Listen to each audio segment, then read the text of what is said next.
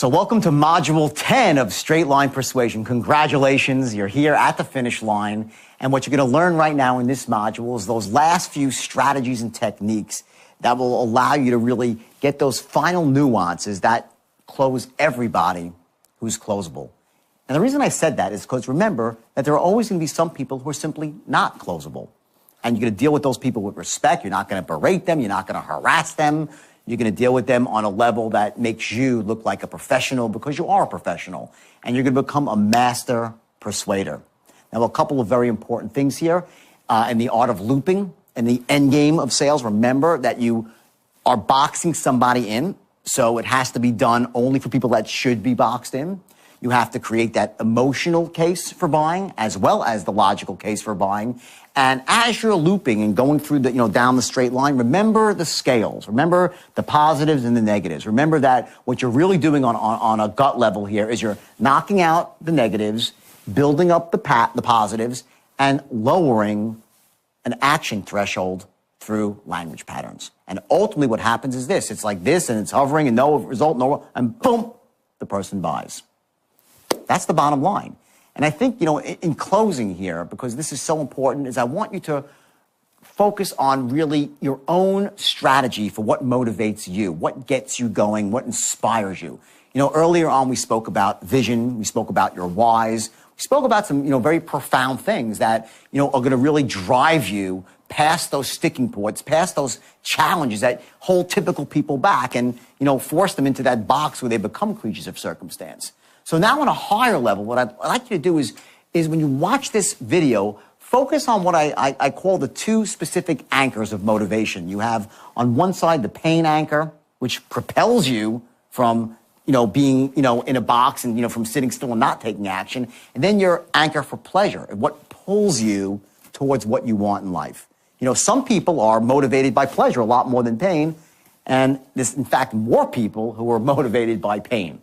They won't do anything until April 15th in the morning when their taxes are due. And all of a sudden, wham, next thing they're running, in place, doing everything they got to do because the pain of not doing their taxes has motivated them.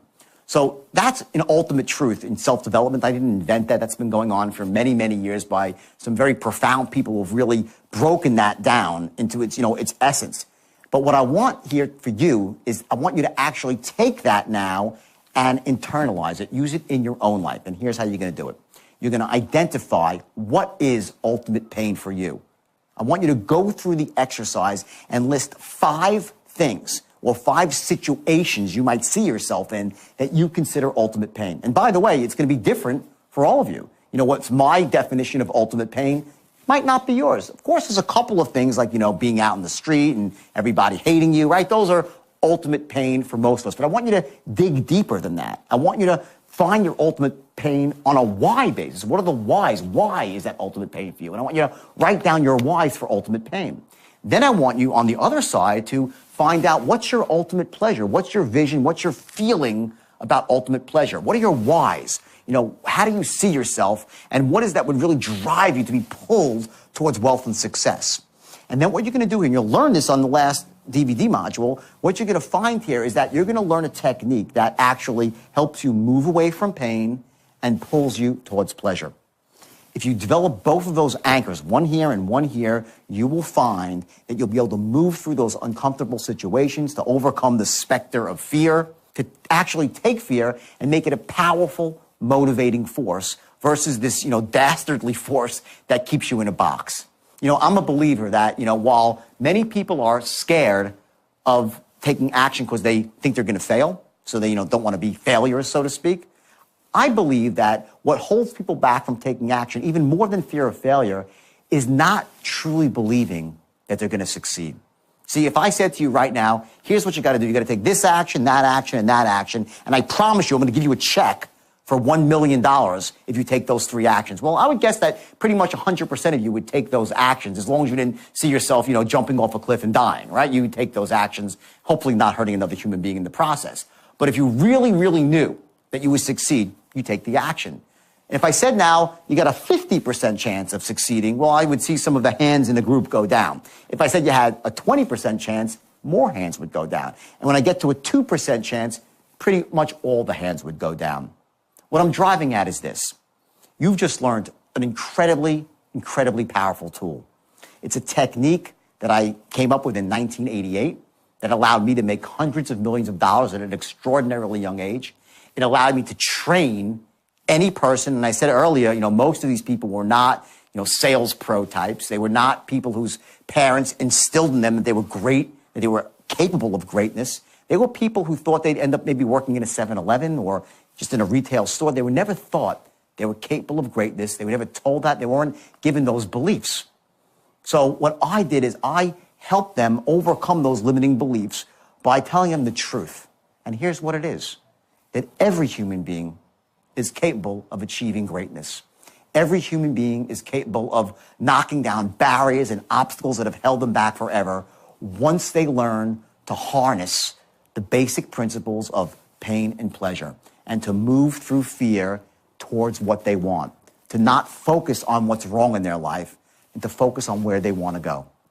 All those things together almost ensure that you will be wealthy and successful in life. And the difference now is you have a strategy to get there. Let the straight line serve as this game changer in your own life. Let it be that catalyst that all of a sudden says, wow, you know what? Now that I know this technology, now that I've mastered this technique, or at least I'm good enough right now that I can go out and use it and achieve more, all of a sudden, your chances of success skyrocket. So there's no reason now not to act. You know the system. You know enough about it that you can influence people, you can persuade people, you could accomplish things that just before you started this that you could never accomplish. So there's no reason now not to use it in your life starting tomorrow. You've already been doing the exercise, you've hopefully been going out there and taking actions every day. Well, now it's time to spring into massive action. And I want you to use this guide, this study guide, and also these DVDs as a resource. Go back to them. If you're fuzzy on something, I want you to go through it, rewind it, fast forward it. You go again and again and again. I want you to master the art of tonality, learning how to read from a script without sounding like you're reading from a script. And I want you to be the best that you possibly can be. Don't be me. I want you to develop a style that's congruent with who you are, that makes you feel comfortable, that feeds your soul and your spirit, and allows you not just to achieve monetary success, but allows you to feel in your heart of hearts truly successful. Because in the end of the day, that's what it's all about. It's about you feeling that you're really alive and not just, sort of going through the motions of life and just, living at a low level. I want you, for your sake, to live life at the highest level. It's taken me an awful long time to figure that out. I'm 47 years old, and I wish someone would have told me this when I was 25 years old. It would have saved me a lot of heartache and a lot of time, especially 22 months in jail. So I want to thank you for going through this DVD collection here and really embracing this technology. And I want you just to go for it, knowing that with this skill, your chances of success are all but assured. And by the way, I've also included in this program the audio of the video, so you can actually listen to it, whether it's on your iPod or you're driving in your car. And, that's very important because those are the times you can actually leverage what you're doing and make it not just a driving experience, but also a learning experience. So as you're going through this last module, I want you to really, really amp it up a bit. Give it that last 1% you might have been holding back. And I want you to internalize every last ounce of this, knowing that you're going to get the result you're looking for.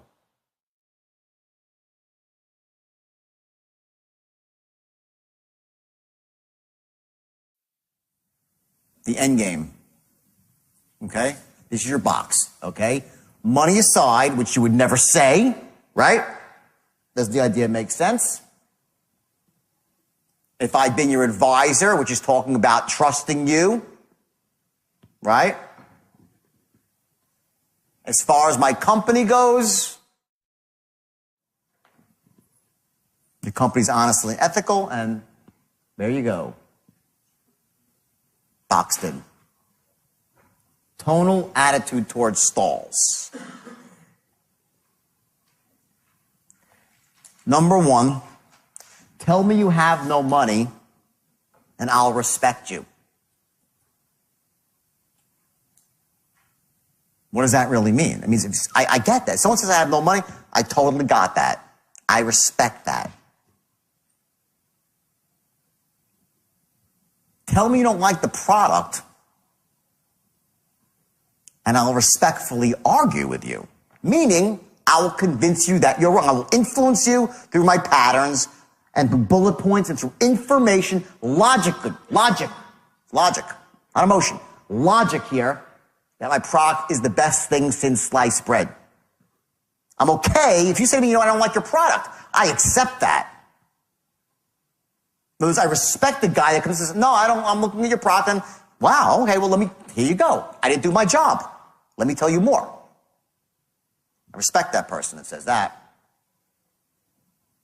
Tell me you don't trust me or my company, and I'll educate you. Beautiful.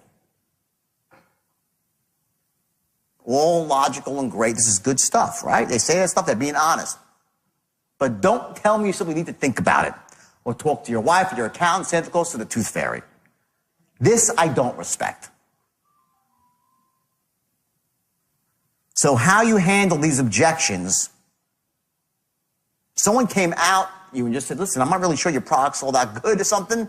Don't say, well, what do you mean? I mean, I get it. Let me say this. The true beauty of my product is, well, you haven't found out yet.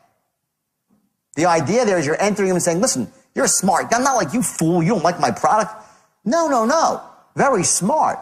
I think the problem is you just didn't know this one fact. Let me tell you. Let me educate you about my product.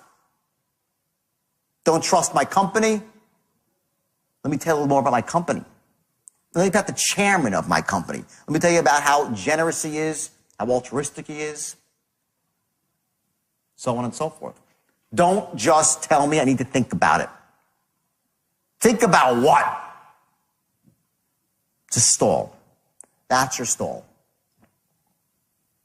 Let's go next. Handling objections. Okay. The art of deflection, we've been talking about it all afternoon. All it means, it doesn't mean you're going to evade, you just deflect. Here are your common objections, and you're going to laugh when you see these. We love these. These are the ones. Here they come. Here they come. I can't afford it. Death in the family. I need to check with my accountant. Bad timing. The product is evil. I want to check it out. I've been burned before. I don't think. I need to think. I have a learning disability. My wife will kill me. I'm too depressed. I want to see it first in action. I need to do more research. Common objections, right? 90% of these are just stalls. They're just crap. All it is the scales haven't been tipped yet. That's what it is. When the scales tip, they vanish. When you create an airtight logical case, an airtight emotional case, to buy now, you've cracked through his limiting buying beliefs. And he's whizzing around in his brain saying, John, I want to buy, I know I should buy. And then you come with one smooth close. Believe me, if you do half as well, that's what's called the pennyweight that you finally put on the edge of the scale. It's the last line, it's that last boom. All it takes is like a microgram. If you do even half as well as the rest of the people who've gone through this program, believe me, you're going to be very, very impressed. Fair enough? All right. And they buy. This is the way it works. Most of those are crap. You'll find out if they're real, if they're sticking to them. Remember? Okay. And here's the ticket, by the way. I want you to know this. Don't think, I say the straight line's powerful. It's all the things I say it is. But in spite of that, you can't close everybody. And you shouldn't close everybody. Your goal is to close everybody who's closable. And then take those people and turn them into customers for life. That's your goal. So how do you do that? Well, I'm going to give you a couple of ways here that are really powerful. First is never duck a phone call. Salesmen do this all the time. It is the worst thing you can ever do. You kill the relationship with one ducked call. Bad news, you give it to them. They'll forgive you. You make a bad move in marketing, if you act quickly, they'll forgive you. Make a bad move in operations, they'll forgive you. Act quickly. You let it fester, you're done. They'll do business with anybody but you. You duck one phone call. I've had people that I've been doing business for years, they duck one call, I'm done. Unless I need them. But if I don't need them, if I have a choice to do business with someone else, I'll do business with someone else. It's the worst thing you can do. Don't duck calls. And it also pisses your boss off, by the way, because he gets the call on compliance and for his complaints and so on and so forth. Send them to your competitor. If you really can't help your client, you say, send them to my competitor. Yes. Tell them where they can get the product that they need. You do that, you have a customer for life. Next time, first of all, rave about you to all their friends. And next time they need anything even remotely similar, they'll call you saying, well, if he doesn't know, I'm going to go get it. Amazing strategy. And it also makes you feel good about yourself.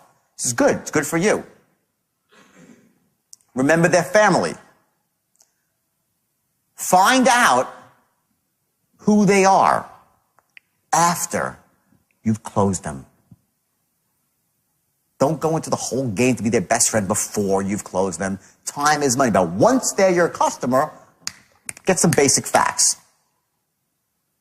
How do you do that? As you're closing this, as you're filling out the application, as you're whatever, quickly find out what their birthday is, if they have kids, what some of their interests are. We'll get into that in a second. Use gifts correctly. Now, more often than not, this is for a higher ticket of sale. Like if you're actually selling something to it's a big account or something, right? Occasionally at the low level it can work too, but using gifts correctly, what that means is if you're out there giving out like concert tickets to people or hockey tickets or baseball tickets, you better be sure that the person you're giving to likes baseball. I've had more companies offer me tickets to baseball games. I hate baseball. Stupid part on the salesman. Now offer me tickets to a Rolling Stones concert, you got a customer for life. Get me a ticket to a tennis match, you have a customer for life. Find out what makes your customer feel alive outside of work and fill that need with your gift. If your customer loves fishing, send them a magazine, hunting and fishing magazine. Every month, $1.50 shows up at the door. He remembers you every single month for $12 a year. Something like that. Perfect example. Don't just send out random gifts to people. It's ridiculous. I get it. I almost like turn like, what an idiot. The guy's like, stop trying to bribe me. But when I get something I love, I'm like, whoa, cool. I call the guy, thank you, man. You know, big difference. Okay, write effective thank you notes. Language. Here's some key trigger words. I love, absolutely adore the gift that you sent me. It looks amazing sitting on the centerpiece of my table for Thanksgiving. Someone sent you a piece, whatever it might be, I'm just making something up, right? Don't just say, thanks for the gift, it was really great. Be well. Sincerely, Jordan. Get personal. I loved it. I adored it. It was gorgeous. My family, people were commenting on it. That's how you write effective thank you notes. Okay? And when someone gets that, they're moved emotionally. Last thing is every once in a while you get into a situation where you can give a really, really special gift to a big client and you got to go like jump through hoops for it. Okay, one of the stories I heard, which it wasn't that to me, it was just a great story, is a guy was trying to crack a big account at Ford. And he couldn't get into Ford. It was a huge account to get into Ford. And he actually went out and found out that the person that controlled the buyer, had a son who loved a specific sports player. And he went out and got a signed football from the athlete and then brought the signed football and had delivered to the kid directly. The guy ended up making like $60 million in sales and buying from Ford he got for a football. Cost him $50. That's powerful. Don't underestimate the ability of a very simple $50 gift to get you massive, massive credibility. Massive. Everyone follow the concept? And this is you. You know, we spoke a lot about motivation and stuff like that. Let me just tell you what I would say to my brokers way back in the day. And I was doing something without even knowing it that was really clever. I was using NLP on them, neuro-linguistic programming, and I didn't even know I was doing it. Because a lot of what NLP is just very basic, common sense, distilled down to its essence. It's almost like the straight line. There's nothing so earth-shatteringly, like it's a revolutionary, but it's just so perfectly orchestrated that it distills down sales to its best, right? The motivation strategy that I gave to my brokers was as follows. Each morning, I would give a meeting for about an hour, and each afternoon I'd give a meeting for 2 hours, for like 5 years straight. And I'd give meetings for 4 or 5 hours once a week at nighttime. That's how they got trained so well, with the straight line. And it also trained me on the straight line by having to just speak about this stuff all the time. What I'd say to them is this. I would say the moment you step through this door and sit behind the desk and pick up a phone and say the words I teach you, everything in your past falls off. You become as powerful as the most powerful CEO in America. This phone is the great equalizer. It's the great equalizer when you say the words the way I teach you with the right tone and the right structure. Doesn't matter if you came from Harvard or Hell's Kitchen, you would become great, wildly successful with this little black telephone. That's what I would say to them. I'd say, act as if. So at the beginning of the film, I'd say, act as if you're a wealthy man, rich already, and you'll become wealthy. Act as if you have all the confidence in the world, and people will have confidence in you. Act as if you have all the answers, and the answers will come to you. Act as if. I told them to act the physiology of success. Because you generate the emotion that way, the state that way, and it allows you to access the resources, the tones, the certainty. Those positive, empowering states, the 3 C's. When you're in a positive peak state, you can commit miracles. You simply can. And I would say to them, now, if you don't want to do this, this is not for you, fair enough. Get the hell out. And I didn't say it so nicely. But before you leave, take a good look at the person sitting to your left. Because one day, in the not-so-distant future, you're going to pull up to a red light, and they'll be sitting in a beautiful Ferrari. And next to them will be a beautiful girl. Absolutely gorgeous. And what kind of car will you be in? A beat-up piece of shit Pinto with some ugly woman who's bitch-slapping you when she's in a bad mood.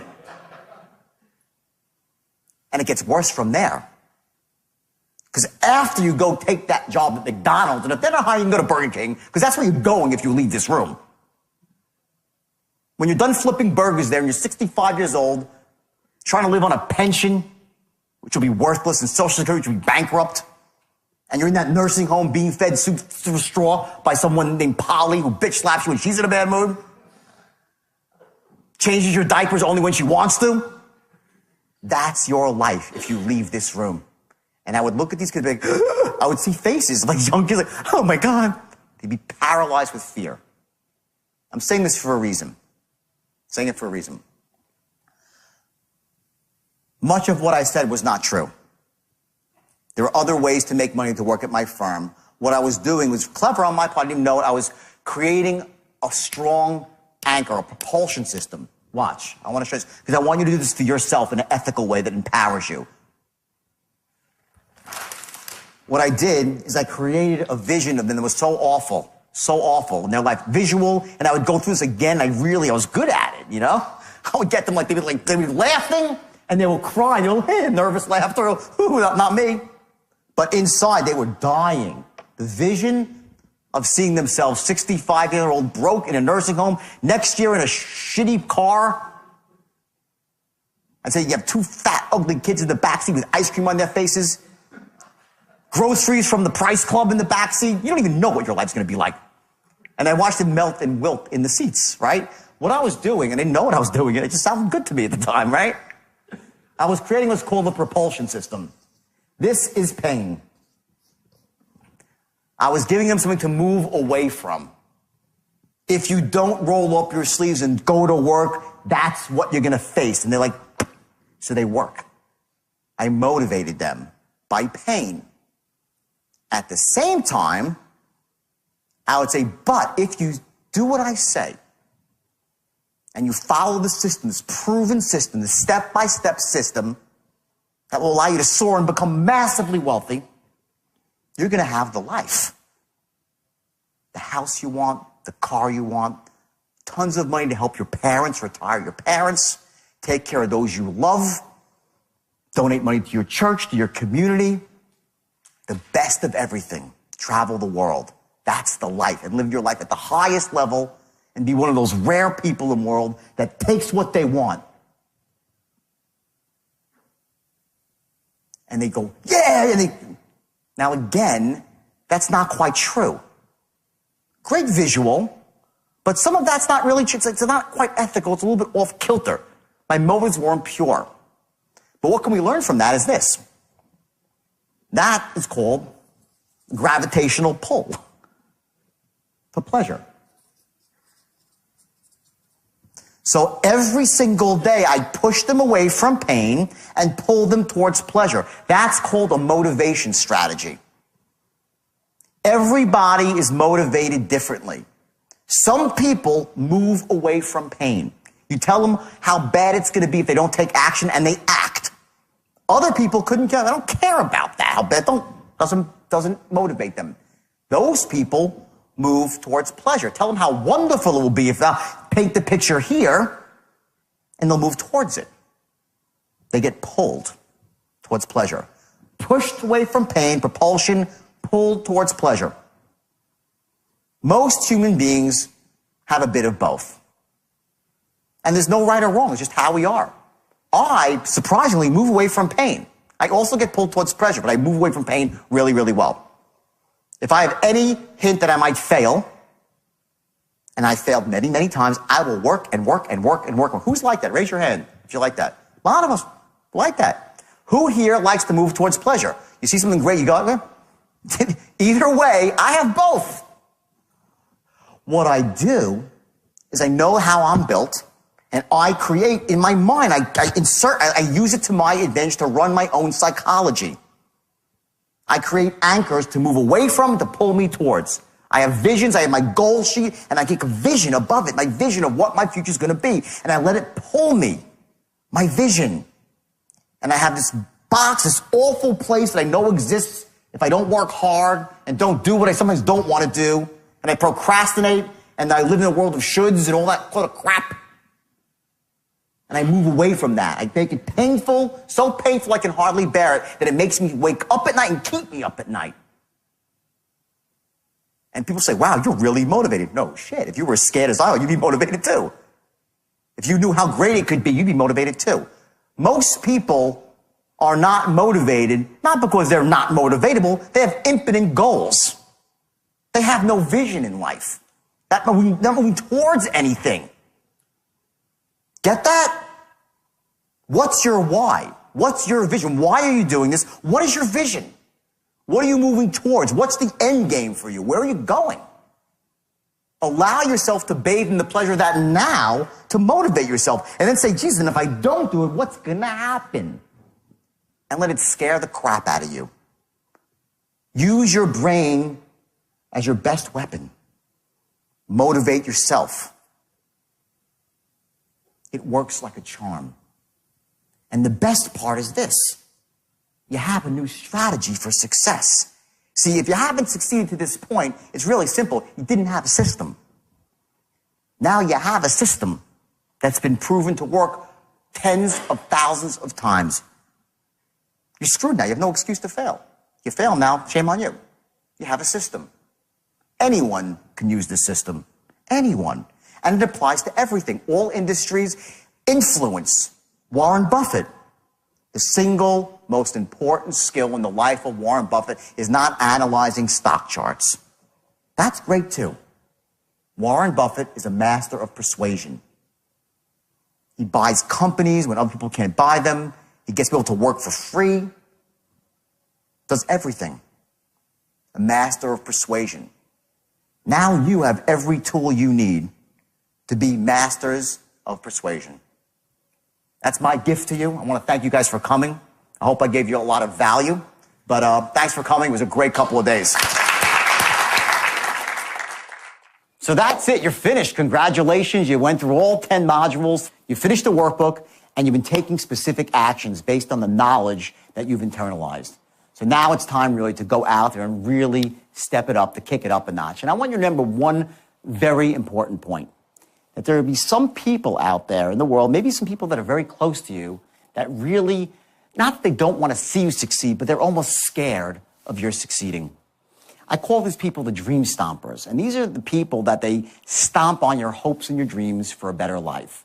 The naysayers, the doubting Thomases, the people who will say, oh, that won't work, or you trusted that guy, oh, please, oh, please, oh, please, oh, please. And let me just tell you something. There's only one way to deal with dream stompers, to get them out of your life. I want you to lose their phone numbers, not forever, but at least 90 days. And by the way, it would be better to be forever. And if it just so happens that someone very close to you is a dream stomper, whether it be your spouse or, someone, your parents, I want you to ask them to, hold off on the dream stomping, not forever, but give you at least 30 days of no dream stomping to support you for the first month. And you say, you know what, listen, every time you want to stomp on my dreams, just write it down. And then in 31 days, you can kill me with it. But at least let them give you 30 days here, because what's going to happen is this. I spoke earlier about the snowball effect. You put one piece of the puzzle into place and another piece of the puzzle into place, and all of a sudden one builds on the other, and you get that downward momentum rolling down the hill like the snowball, and it just explodes. And your numbers, meaning your sales numbers and anything you've been working on right now, any concept you've been trying to sell, any vision you've been trying to, relate to somebody else and having trouble, you're going to find that you're going to have great, great ease with doing it. So the most important thing right now is that you continue to grow and to use this technique, this technology, to actually take yourself to a level in sales and persuasion, whatever your business might be, to a whole different level, to allow yourself to achieve and to accomplish things that you never thought you were capable of. To that end, I run 3-day boot camps, and I run these really intense, even longer programs for people that are looking to take their skills to an even higher level. So I urge you to, cruise through my website and actually see if there are any events here that might appeal to you to really take this to the next level. Most importantly, I want you to take action today. Don't just, use the next program as an excuse not to take action. Don't say, oh, well, I'll go to the next one. I'll learn more about the straight line. No. You know enough right now to become very successful in your own life.